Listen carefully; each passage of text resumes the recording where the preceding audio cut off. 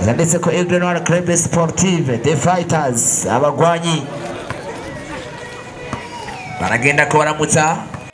naja kuramutsa birumvikana naja kuramutsa mu bandi kandi yakiriye abashitsi mu gutwara umuri bw'amahoro Rambo Dorapi baragenda kuramutsa intwaro muri match imeze neza tuva mu bwiza twinjira mu wundi ituva mu bwiza turuka ndiye ushose ari bitira mango plata guzurukino agace kamere first header dan bumbui abana kabiri agace kamere premier karta turere rukino gatonya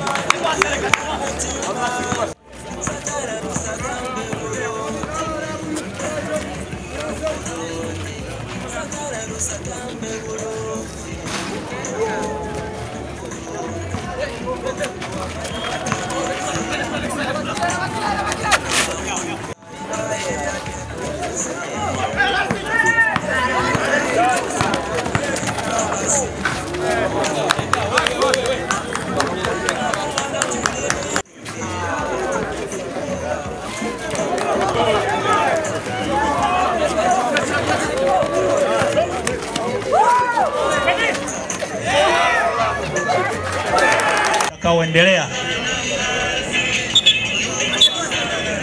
Miradi mingine ni pamoja na masoko ya ujirani mwema ambayo yatajengwa katika ikosa nase zibiri akaditsinda bacabanganya mukombozi ndani mukombozi ntwaro muri Beni andika agatsindi indazo egalite ukunganya match komeye cyane Beni mukombozi ugatsinda Lance mucabunganya mukombozi ntwaro muri ndani komezi kabisa banaberewe kandi banaberewe urabye ukuboko no kuguru urabona ko arabaje n'abakandoka ikosa Lance ikosa ku Rwanda rw'umugwi ntwaro muri bavuga ati kudafise abavyereka tukwereka intwaro muri cyo tumaze ati umufuko wose ugire icyo ufungura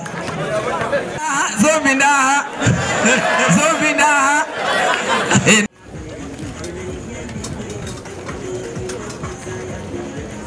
Marabwa kabasha envelope irimo amafaranga 200 mwakoze gena mikura kuru murakoze cyane mwarumuri amashimeshi ku mwarumuri urabona kabisa ko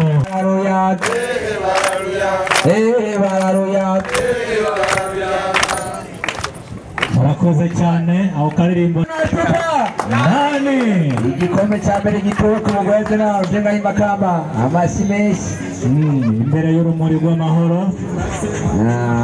uramatari w'intara ya Makamba ati aho sha nabate witeka uko gikombe gitashiwe isigayiwe Mugiswahili baravuga ngo kila mtu kwao sinzi chishi wasigura mu Kirundi ucheza kwao utumvwa